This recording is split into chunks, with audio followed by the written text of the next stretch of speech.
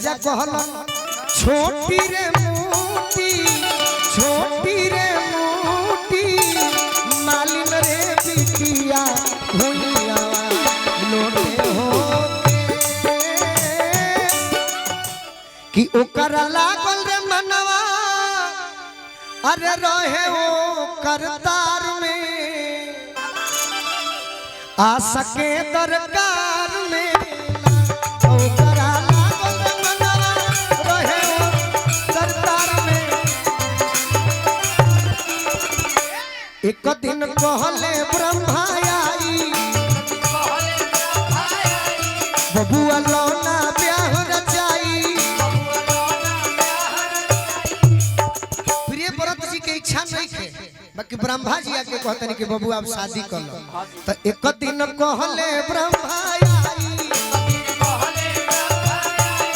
बबुआ लौना ब्याह रचाई प्रिय व्रत जी कहले कि ना नहीं प्रभु हमें शादी नहीं करना तो कहले क्यों तो हमारा बस भजन कीर्तन में मन लगता रहे दी तो कहले अरे पागल तो सुख से बीती समैया सकल संग परिवार में आ सके दरकार में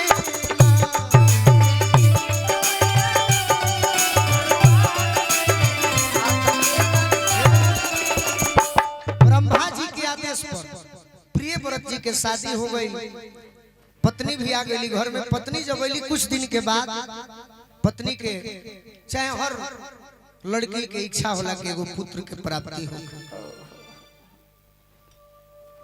राजा पूछलन करे पगली पुत्र काहे खातिर इतना जल्दी तो कह तरीका कि एगो अरे होई त बबुआ गोदिया में अखेलई ती राजा जी होई त बबुआ गोदिया में अखेलई ती कहतर के देखी हमरा पुत्रे से चाहिए कि गांव भ के कम से कम लोगवा बाझिन पर ना कही कि बाझिन के नाम मिटई दी अजियारा हम देखी के जुड़ई दी आ जब हमार बबुआ हो जइतन कि मुंह में अरे चुमा लेके मुनवा के अखेलई ती राजा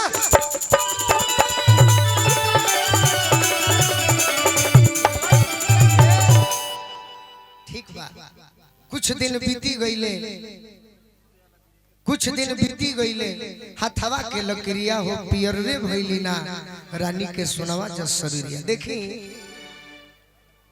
केहू के लइका ना होके कितना दुख होला आ लइका होके मर जाए उससे बड़का दुख कुछ ना हो पुत्र हो जाए तो खुशी होला पुत्र होके मर जाए तो बड़ी दुख के बात होला राजा प्रिय व्रत जी के लइका तो भइल बाकी मरल पैदा भइल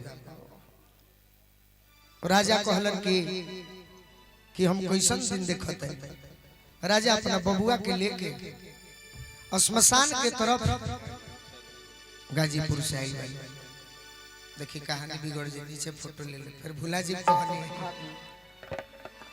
राजा प्रिय व्रत जी अपना पुत्र के लेके श्मशान के तरफ जाता नहीं ओकरा के दफन करे खातिर तो लेके मारा लका ललानवा लेके मारा लका ललानवा राजा श्मशान कोइले हो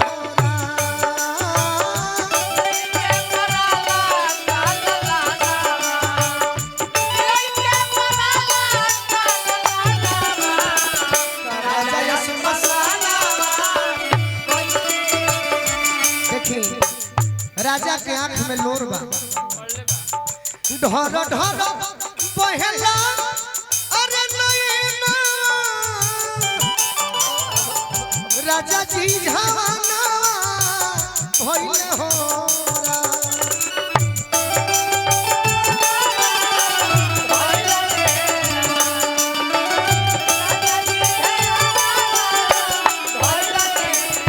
जो सही राजा अपना बबुआ के गाड़ल चहले आवाज आई कि राजा रुक जा, ये तुम क्या कर रहे हो? रानी कहली कि देखो राजा, मेरा नाम देवसेना है, प्यार से मुझे लोग खष्टी माता भी कहते हैं। तुम्हारा पुत्र जी जाएगा, लेकिन तुम्हें काम करना पड़ेगा। कार्तिक मास में छठ के पूजा करी हो, तार पुत्र के हम जिया देतनी। उहे राजा इतना खुश बड़े, छठ के पूजा होता, पहला बार जाके पूछा तारे कि के होवे? तो लड़की कहले कि राजा हम मालिक के बिटिया। तो सुन, हम बड़ा खुश बनी, हमार लड़का मर गई रहे, छठी माई के कृपा से जी गई। एगो काम करी। राजा कहलन छोटी रे मोटी, छोटी रे मोटी, मालिन रे बिटिया भुइया लोटे हो।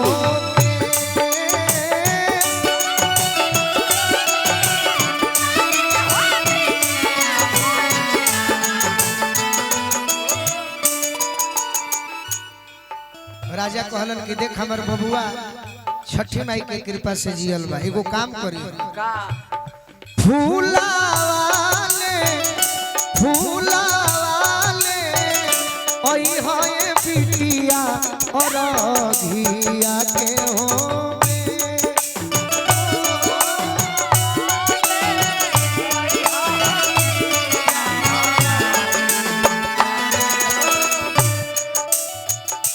देखे हमें कली मालिक हम दोनों बिटिया हैं, तो तू वही हमार बबुआ जी अलबा छठी माई की कृपा से। छोटी रे मोटी, छोटी रे मोटी, दोमिन रे बिटिया भुइया लोटे हो।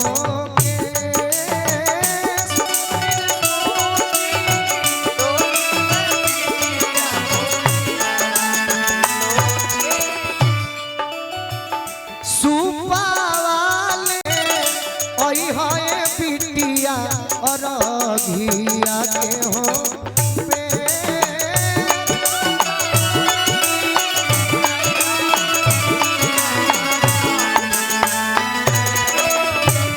वही घड़ी से पूरे भारत में ना पूरे विश्व में छठ के परंपरा आज भी छठ के महान पर्व मनावल जाला। छोटी रे मोटी, ग्वालिन रे बिटिया भुइया लोटे होके।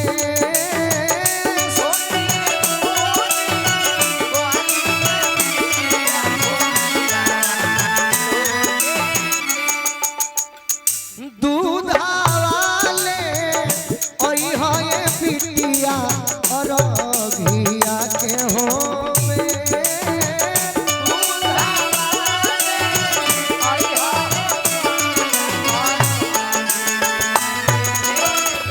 छोटी रे मोटी, भुइया रे बिटिया भुइया लोटे हो। ढकनीले ओई होए बिटिया और घिया के होबे। छोटी रे मोटी, मालिन रे बिटिया भुइया। एक बार प्रेम से बोली छठी मैया की।